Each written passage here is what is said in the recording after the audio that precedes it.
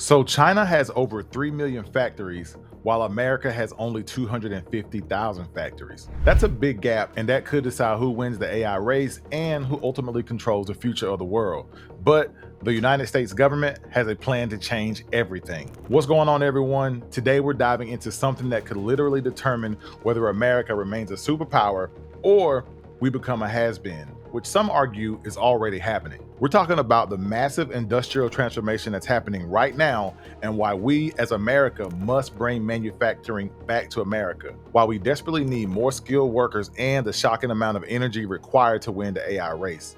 This isn't just about jobs, it's about national survival and national security. Let's break it down.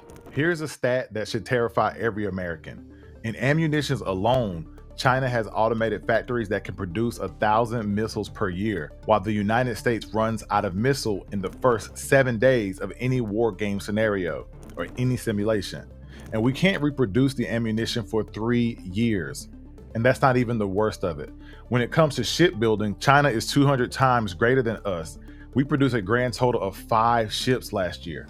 All of our pharmaceuticals are offshore. China makes all of our antibiotics. We don't manufacture drones, iPhones, or most electronics. Chris Power from Hadrian, which is an industrial automation startup, put it perfectly. We won World War II not because we had the best defense industrial base, but because we were the industrial powerhouse of the world. When crisis hit, our commercial manufacturers pivoted to defense. For example, Ford switched from building cars to building bombers. Since the 1970s, we've hollowed out the middle of America and offshored every bit of manufacturing that we could, mostly to China. This started with Nixon opening up China and letting them into the WTO, the World Trade Organization. We made them the world's factory, which was a huge strategic mistake that has left us vulnerable, and AI threatens to expose that vulnerability even further. But here's the problem that not many people are talking about. We don't just lack the factories and the facilities, we lack the people who know how to run them. The entire foundation of American defense manufacturing is skilled Americans in their 60s who are retiring faster than we can replace them. We've forgotten how to manufacture, and now we're begging for millions of welders and machinists that don't exist. But this is where it gets interesting. Companies like Hadrian are proving something revolutionary, and that's that you can take someone straight out of Home Depot and within 30 days, they're running 10 machines at once because they have the support of AI. 100% of Hadrian's workforce never even set foot in a factory before. They're hiring recent high school graduates, retired military, former desk workers, even bus drivers and nurses are able to go inside of these factories and be effective workers. And they're paying them pretty well, with median wages pushing $100,000 per year. So these aren't low-skilled jobs anymore. They're high-tech, AI-powered positions that give regular Americans superpowers. Now, stick with me because this is where things get a little more crazy. So AI isn't just changing manufacturing, it's actually creating this energy crisis that could make or break America's future. Data centers today consume 2.5% of US power, but by 2030, it's estimated that they will consume 10% or more. So we're talking about adding the equivalent of a new Northern Virginia data center every single year. China is already crushing us here too. In Biden's last year in office, China added 11 times as much power generation capacity as the United States did, and they're actively building 57 new coal power plants. But here's the secret weapon. AI doesn't just consume energy, it can create energy. Gecko Robotics is using AI and robots to optimize power plants, unlocking almost 12 gigawatts of new power without even having to put a shovel in the ground. So that's like building 10 new nuclear power plants worth of capacity just through efficiency gains. Companies like Crusoe are building gigawatt-scaled AI factories with their own power generation. They raised $15 billion and have over 4,000 people working on site every day in places like Texas. And that's creating thousands of good-paying jobs. So what is the government actually doing about all of this?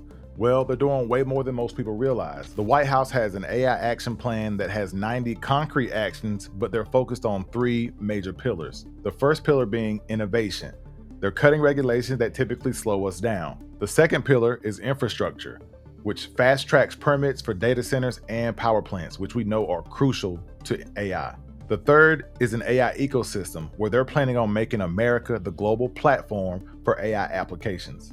There are also some additional policy changes that are happening. For example, there's a 100% immediate expensing for all AI equipment and factory structures for the next 10 years. This is going to enable companies to invest and know that they're going to be able to write that off without having to worry about the losses.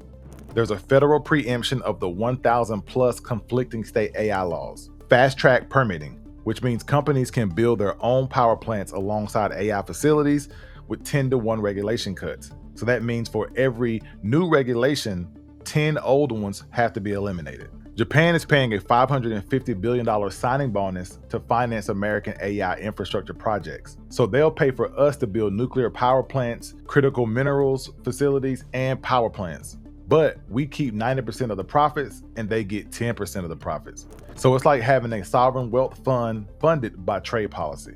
Public and private partnerships. The Defense Department just did a revolutionary deal with MP Materials for rare earth magnets. Instead of a handout to that company, it's a true investment from the government where taxpayers share in the upside while securing critical supply chains. So it's the best of both worlds. We get what we need from a manufacturing and magnet standpoint, and the Americans actually benefit from a dollar standpoint. We actually get revenue from that.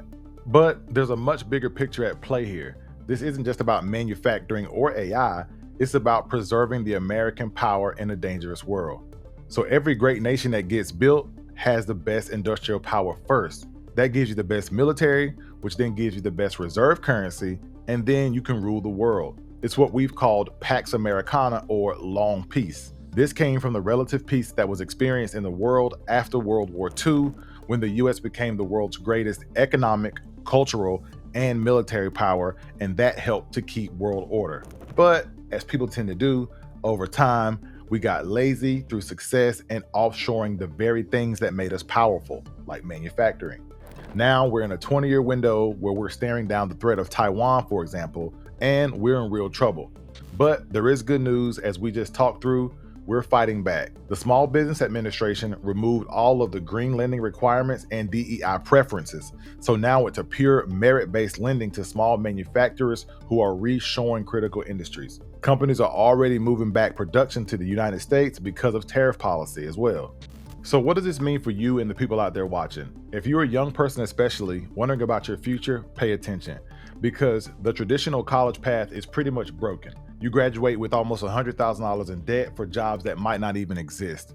Meanwhile, there are skilled trades that are being powered by AI, which are paying that same $100,000 and more in starting salaries. And there are new opportunities everywhere. AI is making everyone a programmer, for example, with English being the new coding language. Small businesses can now compete with giants using AI tools. Manufacturing jobs are returning as high-tech, high-paying position jobs. The Small Business Administration is now backing AI implementation for small businesses, with 60% of their $21 billion in loans this year going to companies that have only 1 to 5 employees. These are the solopreneurs and the small manufacturers who are going to rebuild the American industry. It's been said by someone, I forget who exactly it was, but it made sense and it stuck with me. The one thing we know for certain is that if you're not using AI, you're going to lose your job to somebody who uses AI. But here's the bottom line, guys. We're likely watching the beginning of the Industrial Revolution 2.0. The question isn't whether this transformation is going to happen, it's whether America will lead it or get left behind. While China treated manufacturing as a national security priority, we treated it like it was just economics and math. Now we're correcting that mistake, but the window is closing fast. The companies and workers who embrace this change will prosper, while those who don't will be left behind. And the same goes for our entire country. But let me know in the comments what you guys think. Are you ready to be part of America rebuilding its industrial power?